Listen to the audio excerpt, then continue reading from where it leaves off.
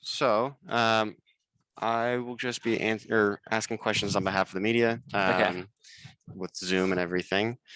So first off, could you just walk us through your race today? Yeah, I mean, we kind of knew what was going to go down. Isaiah was going to take it out hot, and I kind of just like getting in that second position, kind of riding along, and kind of just went with the race plan and gave it all I got. And I don't know, it's kind of a blur. And then I ended up looked up the scoreboard, third place, and I don't know, it all went by so quickly, and then it's incredible how it all ended up. You said that Isaiah likes to like kind of lead from the front. How do Yeah. you normally kick at the end? How do you feel that went? Yeah, so it's cool when that happens just because I mean those are incredible athletes, but when someone runs like that is kind of like makes the race predictable. And so you can kind of envision it like that. You kind of just position yourself so you're going to be ready and kind of strike at the end and kind of just go with the race plan and was able to give it all I got even though it wasn't 100%, but I mean we made it work and we made it happen. It was incredible out there. And I was wondering if you could explain a little bit how you held off Harris at the end. Wasn't even completely aware of my surroundings. It's once you're out there and coming down that last 100, it's almost a blur, and you're just giving it all you got. Wouldn't even matter if there's someone in front of you or behind you. It's just you're pushing your body to its limits, and everything just kind of goes dark, and you're giving it all you can. And I don't know, it just kind of happened how it did. Let's see if there's any questions. Feel free to put them in the chat. We got one question from Greg Eklund from Kansas News Service. Mhm. How do you feel about your training leading up to the trials? Yeah, so it was tough because we had a race back in Boston and kind of had like a little injury go through, and so training was really limited actually leading up to this, and we're just kind of trying to get the quad healthy, and it was tough. It was really frustrating because normally leading up to this, we'd start getting into the speed stuff, but the strained quad actually prevented me from that, and so we kind of just had to take it easy, make sure we held it together and stayed healthy, and kind of just put in what we can, and I don't know, made it happen. And it was just extremely thankful for the support staff and my trainer and coach just getting me through that and getting me here and getting it done. We got any more questions?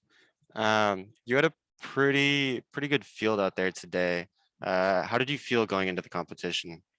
Yeah, I mean, everyone was a threat out there. It was incredible kind of just going into that final because it's like the team could have been anyone. Everyone, all those guys are incredible. Donovan, Isaiah, both Isaiahs and Clayton. It was just kind of doing what you can out there. And I'm just incredibly blessed and thankful to come out in the top three and get to represent the U.S. All right, we got a question coming from Eric Bowl from Diestat. As a guy who knows what it takes to run a long collegiate season and then keeping the momentum going deep into the summer, how impressed are you with Isaiah Jewett? It's incredible. I mean, that's a fun time. I think I honestly prefer kind of doing that just because it keeps you sharp and it keeps you going. When you have that adrenaline and getting into these bigger races, it's almost a benefit to kind of just like roll one into the next. I mean, it was a fun, incredible season, that 2019 season, but everyone was like, oh, like, do you feel tired? Do you feel tired that it's going so long? But you honestly kind of just ride that wave and that adrenaline, and it's incredibly cool. And it's awesome to see him doing so well. And I think we're going to have a great USA team going in to compete for medals. Is there anything you do to kind of get in that kind of mindset?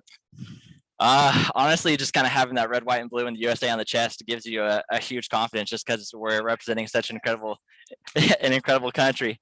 Isaiah's over here, but no, it's incredible to kind of just have that representation. And I don't know, you're running for something bigger than yourself. And for me, it's just like running for my family and all my friends and all the support that I have behind me. So it's not just me that kind of gets me on that mindset. And we got a question from Greg Eklund. How did the pandemic affect your mindset in the last year? You know, it was honestly a great time of training. It kind of isolated me a bit to where I was doing a bunch of like single training. And so it helped me get a lot stronger, just kind of getting all that stuff on your own. You kind of had to be responsible with hitting those paces and you didn't have the support of a team behind you. And so it's tough, but it kind of just made you be stronger and kind of build yourself as an athlete. And I was thankful for it and kind of bummed at the same time because I mean, last year I was ready for it to go to the Olympics and stuff, but you know, 1 year later, I'm still strong and we made it happen. And with the lack of competitions, how did you kind of keep training going and keep that mindset going?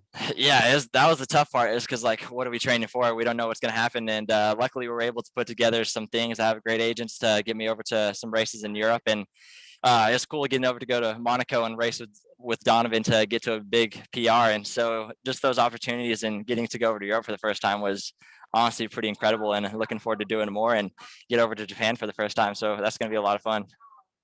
Will Japan be your second country that you've ever been to? I've been to a few now, so I lost track now. I think it might be like my sixth different country, so it's fun. All right. Is there any more questions? We'll wait just a little bit longer. Yeah.